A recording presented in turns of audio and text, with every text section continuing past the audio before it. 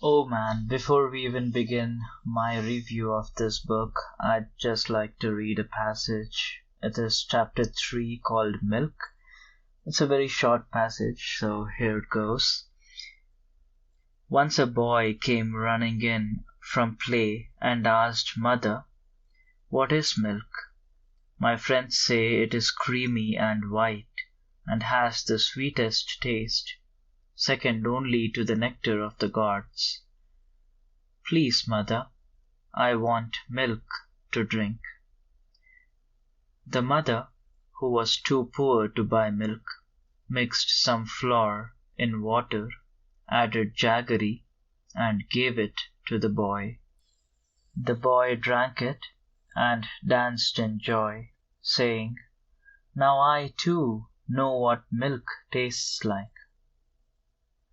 And the mother, who through all the years of her hardship had never shed a tear, wept at his trust and her deception.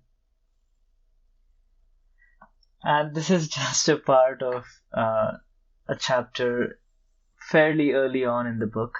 What can I say about this? I just finished reading it, and it's probably one of the best retellings of Mahabharata.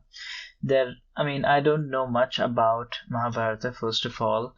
I've only heard short stories, let's say. I've never watched the TV series or read any other books in its entirety about this epic, but I've heard stories, and going into this book, I knew that there'll be a lot of things or new things that I'd get to learn, and so it happened. To begin with, so this review will be mainly going through chapters. We'll first take a look at the characters. I'll give my opinion on that. Then we can go through the chapters and discuss those as well, from what I recall of those chapters. The book is very well structured. There are 43 chapters, each with good content and of reasonable length. So I was able to remember at least something from each of the chapters for sure. The book doesn't drag at all, and it is as good as it is advertised. It is the feminist point of view here. The story is told through the eyes of Draupadi, who is the wife of the 5 Pandava brothers, and her views on the things that happen throughout Mahabharata is so unique and so interesting. I never would have imagined that the female perspective in such male-centric stories can be so interesting and so important. And every time I would read a story related to the Mahabharata from now on, I don't think I'll be able to shake off the presence of the female eye on this, because we all have heard at least bits and pieces of Mahabharata, if not read the whole thing, and it's always male-centered. The author, Chitra, she talks about this in the preface itself, that most of the stories are focused around the needs and wants and desires of male protagonists, and women are almost sidelined as though they aren't important to the story. Well, she proves them wrong. The female perspective adds so much to the story, so much depth, so much, and it's also very clear that these characters, not only Draupadi but other female characters like Kunti, Gandhari, there are a bunch of them, and their role in whatever happens throughout their lifetimes and after, they have such a big impact on that. And for some reason, in any of the retellings, the female perspective is never given much importance, and Yeah, I think the author did an excellent job of proving her point, and I completely buy her take on it. Okay, so let's just begin with the characters that I remember off the top of my head. Obviously, there is Draupadi, who is, like I said, the main protagonist of our story here. So we follow her journey, starting from her birth all the way through the different phases of her life, starting from childhood, adolescence. Then she gets married to the Pandavas in a grand Swayamvar. After that, there is a lot of stuff that happens with something called the Palace of Illusions, which is the eponymous place where Draupadi, along with the five husbands, make their living for a major chunk of their life. This particular palace becomes very important throughout the story as a reminder of home to all of these characters, and it comes back in many, many different metaphors and ways. Then there is the 13 years of exile, or was it 14? Maybe 13. But those chapters are very few, so like 2 or 3 chapters, and they just breeze through that. I'm sure a lot more happened, but it keeps the book fast paced. There is no filler chapter, so to say. After that, there is the Great War, which covers almost 50% of the book, the second half. And all after that, there is a, a few chapters towards the end that I personally liked the most, and they talk about the aftermath of the war and uh, how the Pandavas and Draupadi dealt with uh, their own death. So anyway, so this is the basic outline of the book. So let's begin. Oh, one more thing before I forget. One small thing that I noticed that I really liked was none of the chapter names repeat, except for the first and the last chapters, which are both called Fire. And this is because the first chapter begins with the birth of Draupadi, or Panchali as she was known at that time. And towards the end, it's almost like second infancy, right? Or second childhood, if that's what it's called.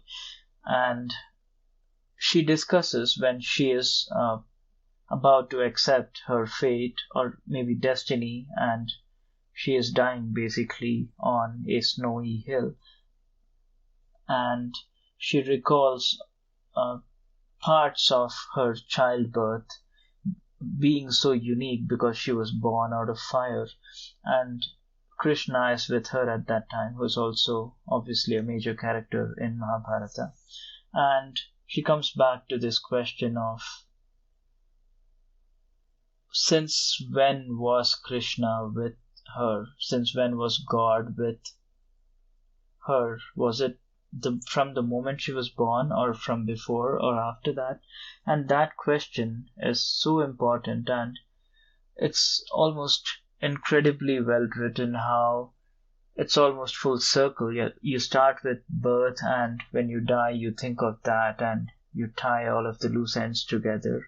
Especially the last chapter, it does an incredible job of doing that, which is tying all of the loose ends together. So anyway, let's begin with Fire. Let's begin, with the characters. Draupadi comes off as a very strong character, and you need to have that to base a whole book on her.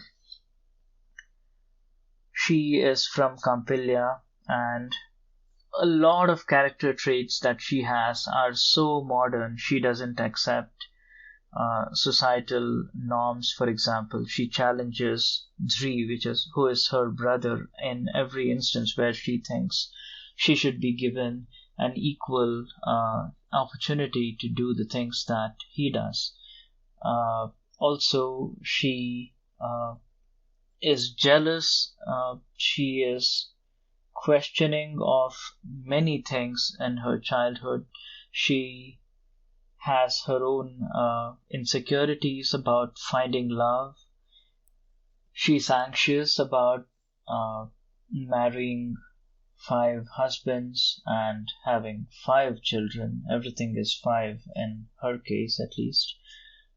She wants people to like her. She makes a show of any major situations that she is in, which I found very, very interesting. I never knew much about her to begin with.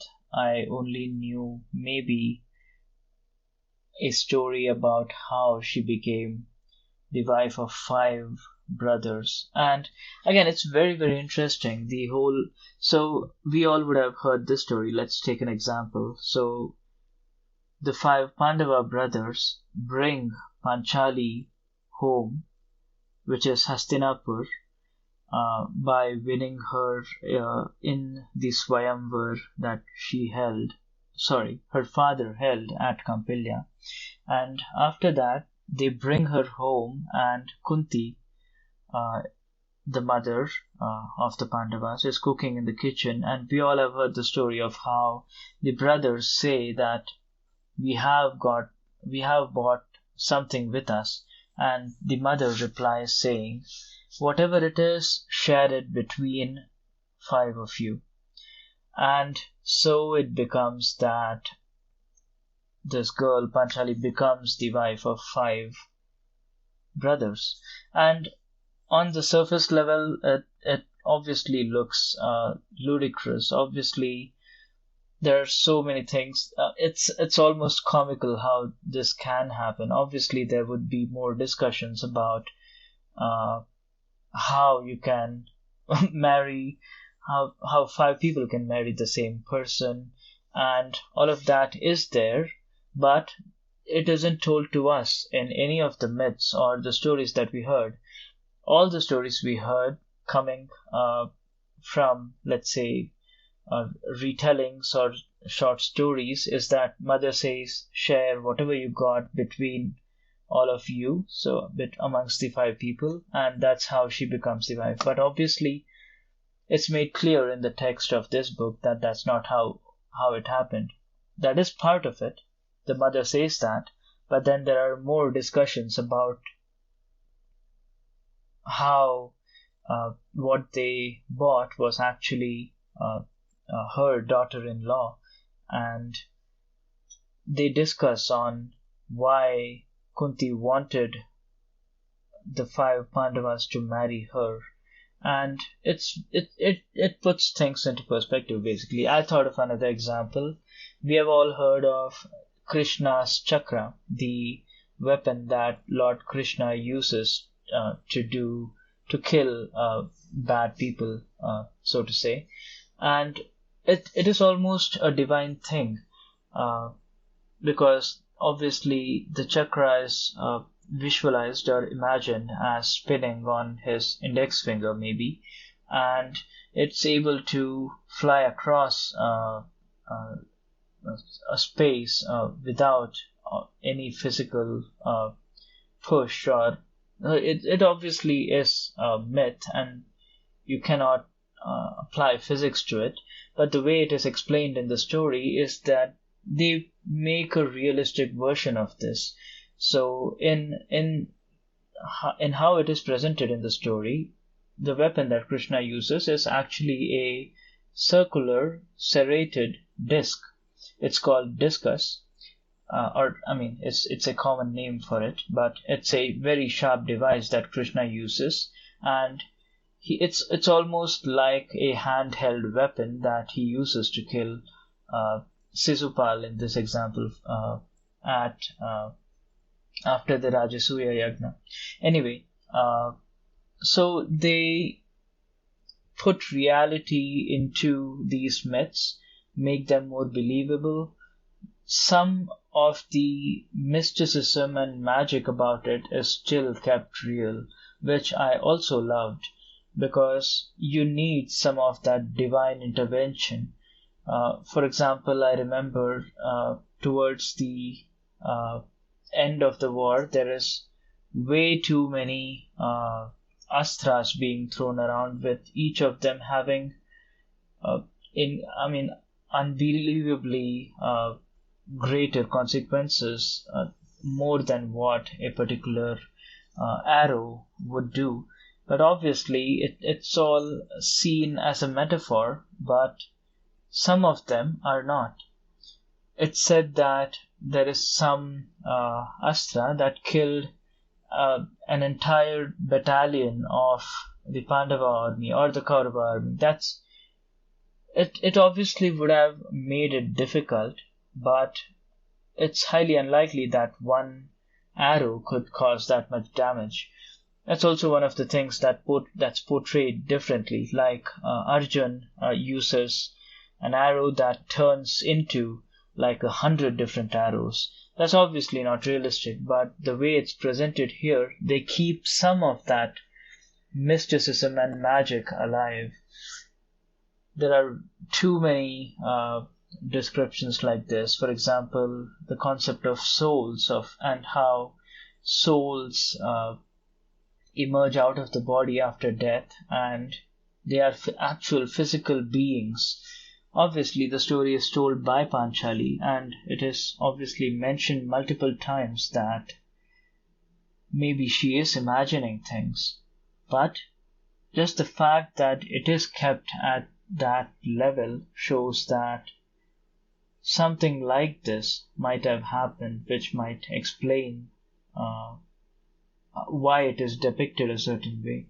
For example, there's one more example. So there is the blind king, who I think his name was Dhritarashtra, and he is able to see the whole Kurukshetra war through Sanjay, who is his assistant maybe, and the power given to Sanjay was that he'll be able to sit right by the king, go nowhere, but then see the war in its entirety. This is a power, it's called sight, and Draupadi also gets it from the Vyasa sage. And obviously, there's no physical or realistic way to explain this. You cannot see war that is happening miles away, or not maybe miles, let's say, so far away, so clearly as the sight allows you to do.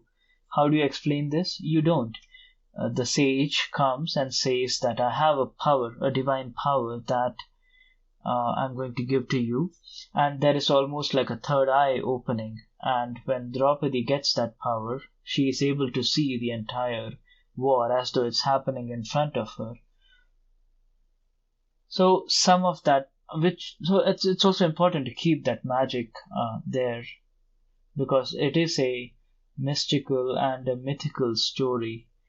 Parts of it might be true, but much of it is exaggeration, at least in the way it is imagined and retold. The lessons that are to be taken away from these happenings are obviously real, and those will not change by making the story more realistic. But at the same time, you have to remember that not all of it is to be taken in a literal sense. There are lots of metaphors, there is magic, there is realism. It's all put together in this book, and it's incredibly done. Okay, so sorry for a long tangent, but it was one of my main understandings. It's a very common theme. This is also seen in this book called Asura by Anand Neelkanthan maybe, and that book also does something similar. It's an incredible book, and there are many parallels between this book and that, and the way they make these magical and mystical stories into reality. And I really loved how this author did that. Okay, so much for Draupadi, although I talked more about the book than about her. she has a very strong character, and I'm sure I'll talk about it more as we go through. This is going to be a slightly longer review. Sorry. I just loved the book, so I like talking about it.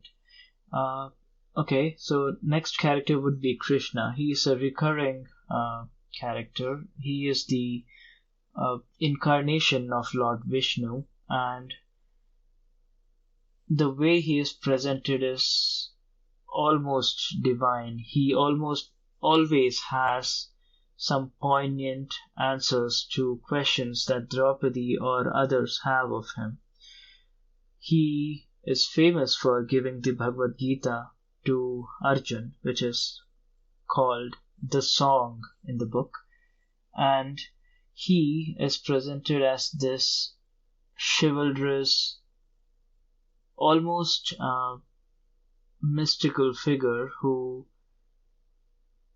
is God, basically. So he is omnipresent. He is in every single happening. There, he plays a very important role in the sense that even when he isn't there, people use his memory as a way to bring him into picture. When there is the scene in where Dushasana disrobes Draupadi in the Hastinapur Sabha, and it is the story goes that Krishna comes and intervenes, and that's how Draupadi's honor is saved. But obviously, that isn't what happens. You can't teleport. What happens is Draupadi thinks of Krishna. The thought of him gives her the power to retaliate, and this happens later after the war as well, to protect I think Uttara's child, Parikshit maybe, where there is I think Ashwatthama uses an astra that is supposed to kill the only Pandava lineage baby called Parikshit, and to prevent this, Shubhadra, Krishna's sister, comes in between that force and Uttara, and she thinks of Krishna, and that alone is enough to nullify the effects of the astra. Either way, he is the god figure, and his presence is almost convenient in many situations. Whenever the Pandavas find themselves in trouble in the forest, or whenever Draupadi is in despair in her year of disguise, so in Sudeshna's castle, maybe. Sorry, not castle, palace. I don't know the difference between the two, but yeah. Where it is said that Krishna walks past just to give her that hope that she isn't forgotten, and that gives her the will to survive and get through this hard time. It's the perfect depiction of God, so to say, and adding chivalry to it gives that God character. He isn't always this wise old sage who speaks all the right things at the right time. He does mischievous things. He makes fun of Draupadi when she cooks food for him, saying that it's too salty. Or, for example, he taunts her on in her Swayamvar, or even in her childhood. There are so many instances where they are almost playful mates at that point. And it is said that he has genuine love, which is very different from the love that she gets from her husbands, and it's almost transcendental of time and emotions, and it doesn't expect anything out of Draupadi. So that love was very important, especially for Draupadi to get through hard times. As the second main characters, then there is obviously the 5 Pandava brothers. Each of them is described very, very succinctly, let's put it like that. Yudhishthira is always the wise one who cannot lie, and righteousness is his thing. There is Bhim, who is the bulky, muscular, and extremely strong warrior. There is Arjun, who is possibly the most famous of the Pandavas. He is a expert archer to begin with, and a incredible warrior in the field. He is the one who defeats Karna, and that's a whole excellent chapter on it, which I loved. There is Sahadev and Nakul, both of whom are always clubbed together for some reason, because they are from probably a different mother or something, but I'm not sure. They're brought together as 5 Pandava brothers, and they are described as having to like jokes and animals, and they are good at hunting, maybe, if I recall. Either way, apart from these, there are multiple side characters. There is obviously the antagonist, who is Duryodhan, and from the Kaurava side, Duryodhan, Bhishma, who also ends up, who is the grandfather figure for the Kauravas, ends up on the Kaurava side during the war, but also a very important character. There is Drona, the teacher of the Kauravas and Pandavas. A huge spectacle is made of his death as well. There is many children of these great people. There is the blind king, Gandhari, Kunti, who plays the role of the typical Sas, or how do you call it? Mother-in-law, maybe? So she is always looked at as an enemy to Panchali, up until the end at least. Then there is Karna, whom I loved as a character. He is conflicted of his parentage, and even when he learns who his mother is, and this obviously is a spoiler, it is told to be Kunti, and that doesn't give him any respite from the humiliation of not knowing who his parents were all throughout his life. Incredible storytelling of how many small stories are integrated into this text.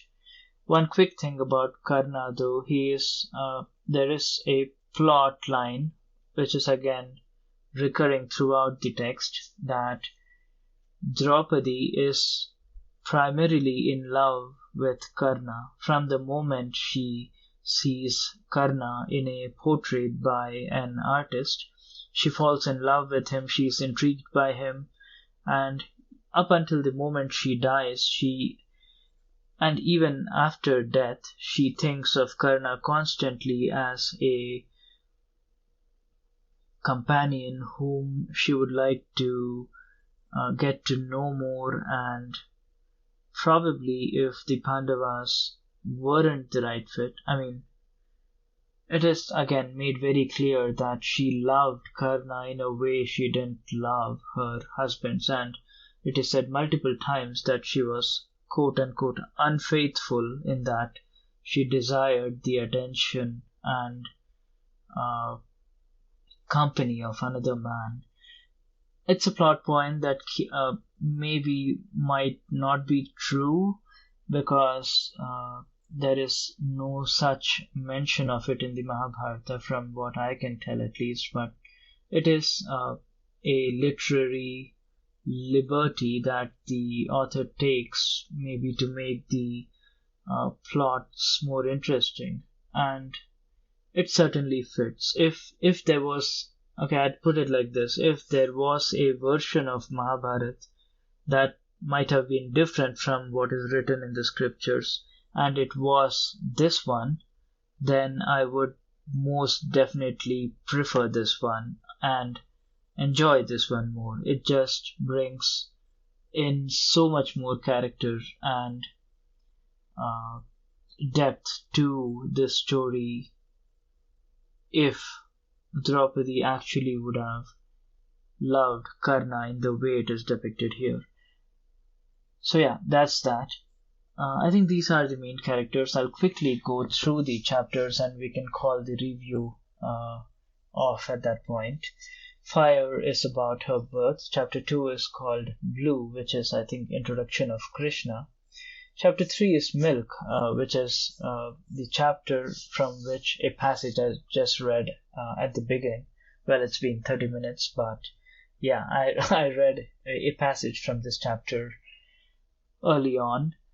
And then there is Cosmology and Smoke. I remember Smoke. I think it is one of those where she goes to the Vyasa sage who is the fortune teller almost. He sees way beyond in the future and is able to write down the events that are about to happen in his book.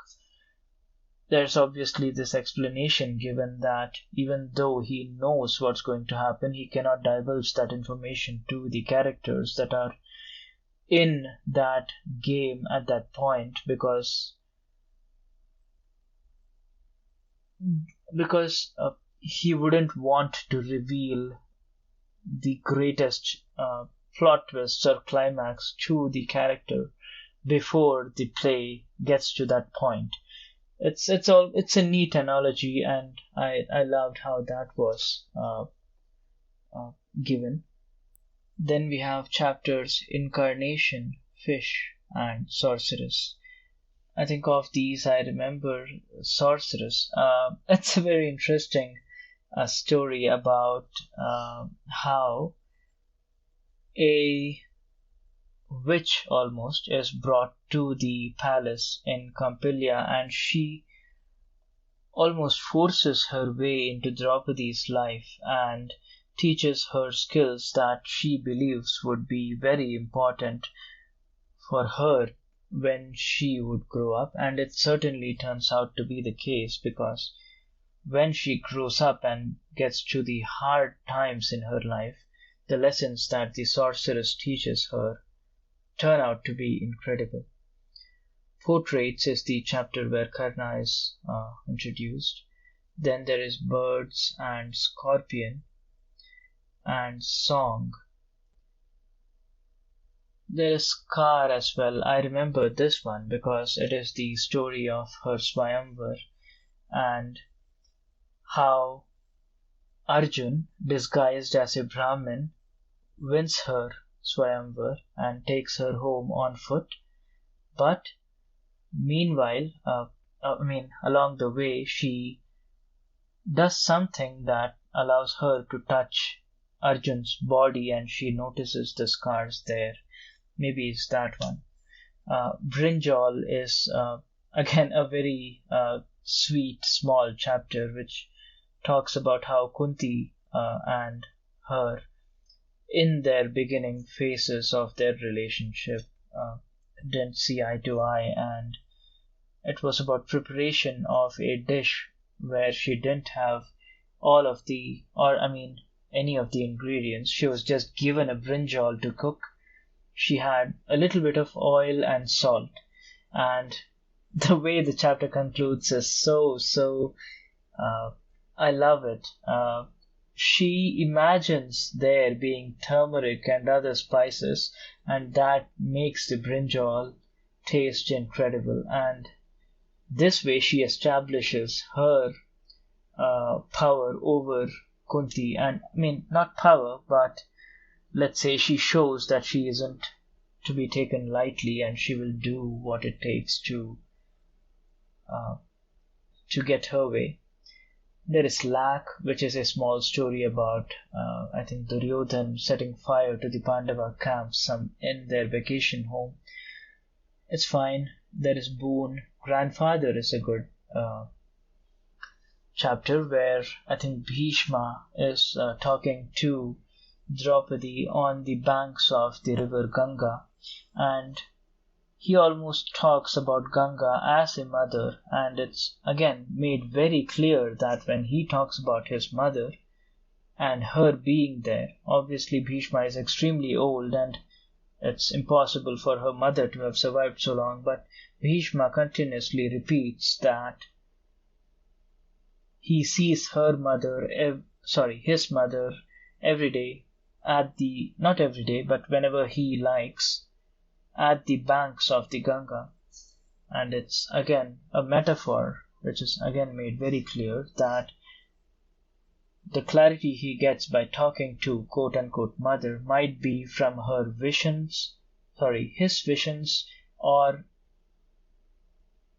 the meditating at the river which gives him that clarity. I love that chapter as well. There is river, there is palace. Oh, the palace chapter is extremely nice. It's where they make, and by they I mean Panchali and the five husbands make their palace of illusions, as it's called, with the help of Maya, the Asura. And it's incredible. The palace is almost like a dream place. It's said to have mystical powers, and it's said to what do you call it?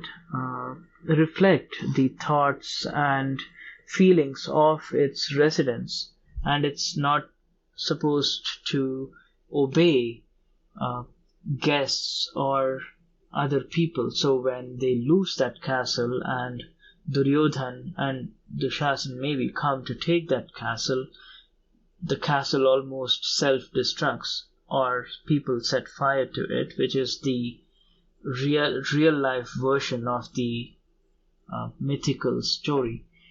Anyway, moving on. Lake. Oh, there is, my bad, there is Wives, in which it's very interesting how the dynamics between multiple female characters in this story is shown. The Wives is a chapter about the Pandavas, which is the five brothers, taking different wives apart from Draupadi and her dynamic with them. First of all, it is made very clear that Draupadi isn't happy about this. It's mentioned multiple times that how come males are allowed to take multiple wives, but Draupadi is so unique that she has five husbands. That dichotomy is shown brilliantly, and her being the first of the wives that Pandavas take together almost gives her more power than any of the other wives that Pandavas take, and that dynamic is very clearly established from the beginning. There's also this conversation between Krishna and Draupadi that I recall about Subhadra, who is Krishna's sister, who weds Arjun, possibly the favorite of the Pandavas to Draupadi.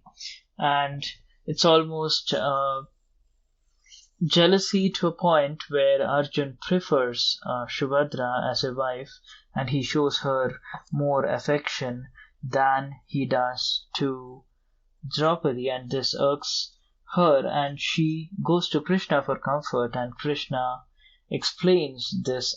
I was about to say extramarital, but then men taking multiple wives as follows. He says, out of the union of Subhadra and Arjun will come a warrior so great that he will be a major cause of the end of war, the Kurukshetra war.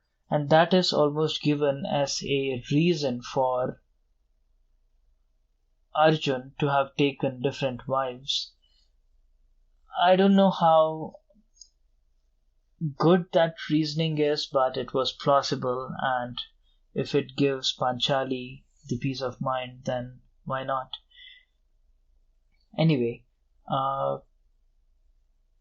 after that there is Afterlife, there is Discuss. Discuss is the chapter where Krishna kills Shishupal, showing his godlike powers, and godlike is what I said. Yeah.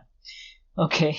And I love how I've talked about this before, but I love how they make the mythical story into reality, and I just absolutely love how they did that. There is Lake, and Lake is the chapter where Duryodhan falls into a lake in the Palace of Illusions, and he hears Draupadi laugh, and that is her downfall. It's very interesting how when she goes to Vyasa, probably in the smoke chapter, which is chapter 5, I think, and Vyasa says he predicts that he tells her three things. I don't remember the first or the last, but the middle thing is that there'll come a time where you are at the peak of your lifetime. You are extremely happy and you have everything you want. At that time, you should control your laughter. Vyasa outright says this, and still it so happens that Draupadi falters and still laughs in Duryodhan's face, and it's incredible. It's the way it is portrayed is insanely good. And this is interesting more so because towards the end, she gets to ask Vyasa a question, and Vyasa also obliges by telling her the future of Uttara's son, the Prakshit or whatever his name is. He describes in a very literal sense how that child, well, not child at the time he would die, but he describes how that future king will die, and he warns Panchali of not telling it to him. So in this case, she knows what's going to happen, and she still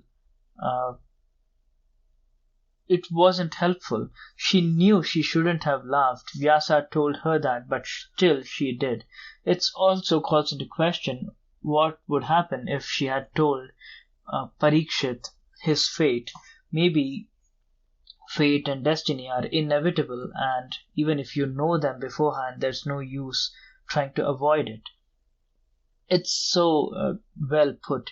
There is a chapter about the Yadu clan self disintegrating, and that prophecy has been around for many years after the war. Almost, I think it's said that somewhere between 25 to 30 years after the war, and Krishna knew that Gandhari's curse, which is that the Yadu clan will kill itself overnight, is going to happen, but still Krishna isn't fazed by that knowledge.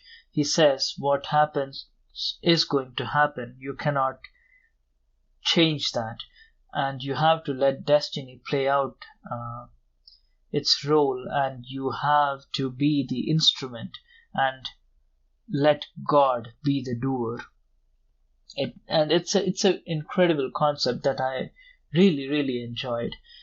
The last few chapters of this book are insanely descriptive, and you just have to read the book to understand how amazingly well it is written and explained.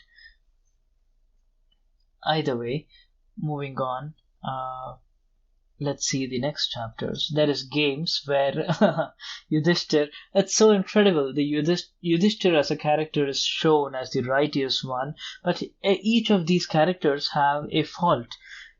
Even towards the end, where the five of the Pandava brothers and Draupadi are making their way to heaven through the mountains, each of the characters has a character flaw, and Yudhishthir points that out.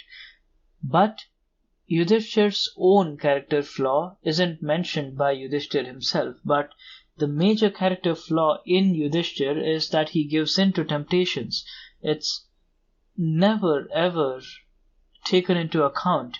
None of the four remaining brothers stood up to it when he loses all of his wealth and the castle, and Draupadi too, Duryodhan, when he almost idiotically loses it all in a game of dice, and all of the other character flaws are so are almost used as a reason to deny entry for them to heaven.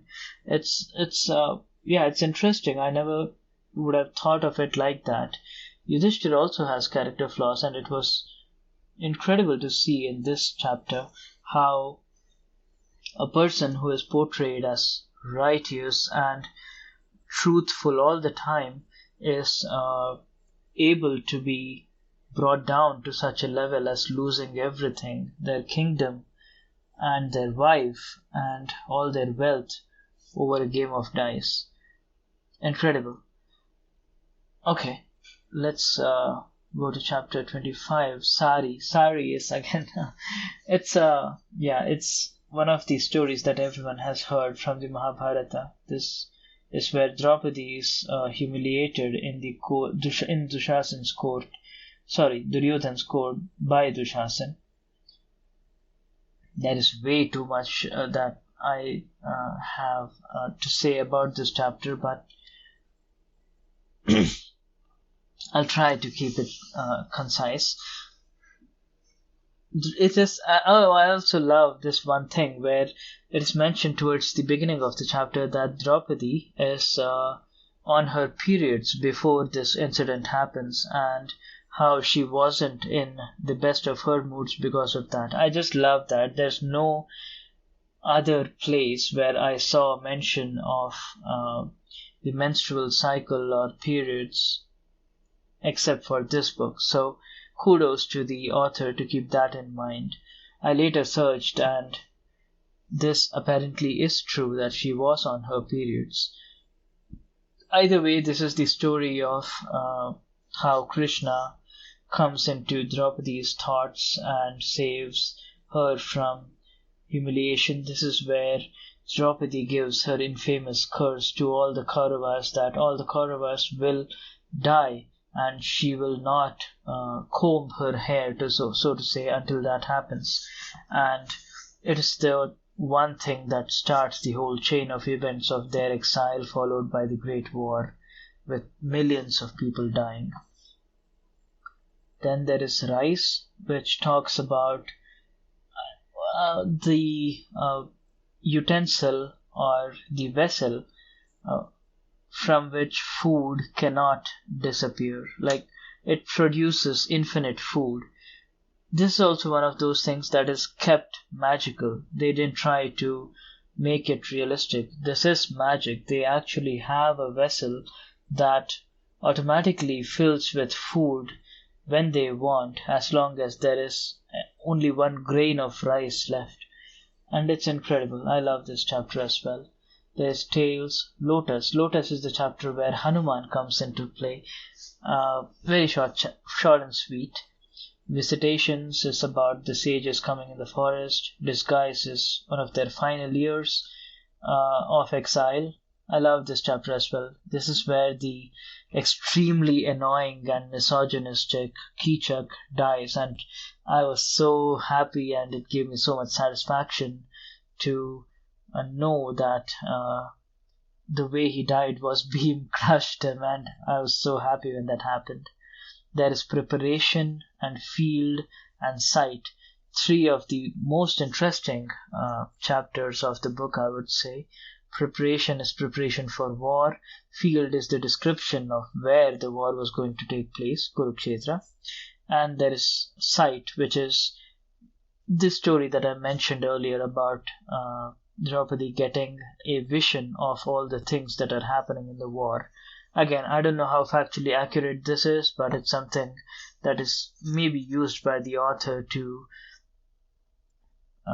give Draupadi's perspective on the things that are happening. Oh, again, a bunch of incredible chapters. There is Secrets, which talks about Kunti's secret about keeping Karna away from her, him being her firstborn child, and hiding that from the Pandavas. Incredible chapter. It's about Bhishma's secret of how he also was a son of Vasu, maybe, if I remember the name right, and they were cursed, and Bhishma was cursed with being on Earth for maybe for an entire lifetime, and it was said that there was some curse that was his secret, and it was incredible. It also talks about how even though Bhishma didn't take women, he never trusted women because of the curse. It's a great chapter. I loved it. Avalanches, a bunch of war-related incidents happening. Wheel is the chapter, which again, so many good chapters towards the end. It's almost like the first half of the book entirely was build up, and the second half was payoff after payoff after payoff. I loved it. Wheel is the chapter where Karna's chariot wheel goes into the earth and he is defenseless, and Arjun kills him in that state. It's a great battle. And one small thing that I really loved about this was when Arjun and Karna battle, the other soldiers, it's almost like an unsaid pact that they make that this is too good that they can't fight and they have to watch this. It's almost like they got their popcorns out and they watched this epic battle between two great warriors. I loved that small tidbit, let's say, about it. It might as well have been true. Anyway, Owl.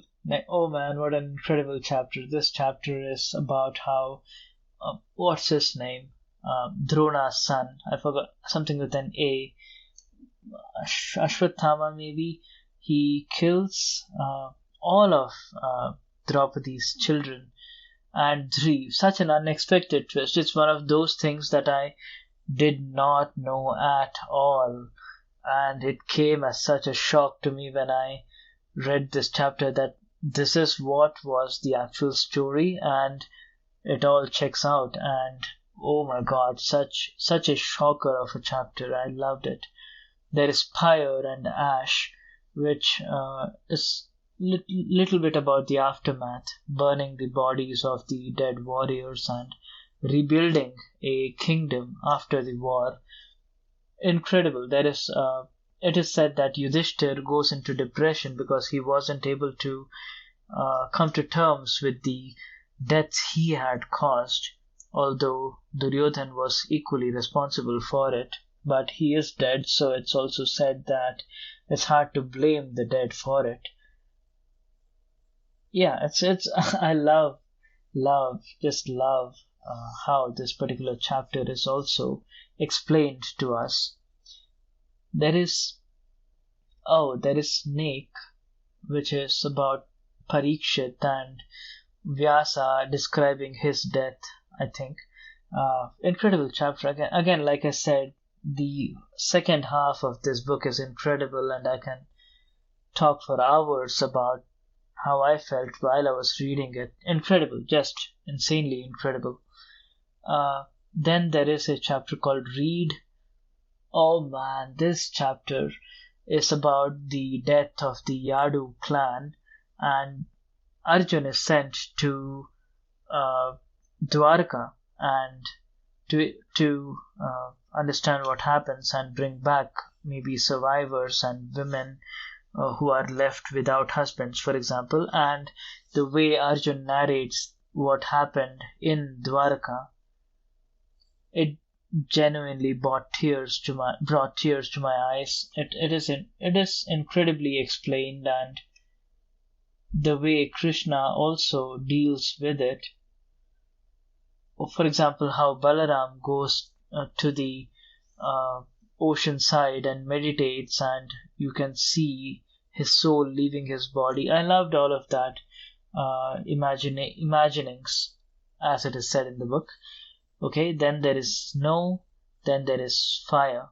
Snow is again maybe a small chapter about them taking this Mahaprasthan, maybe, which is an ultimate path to heaven that they all embark on. They realize that their purpose on earth has been fulfilled.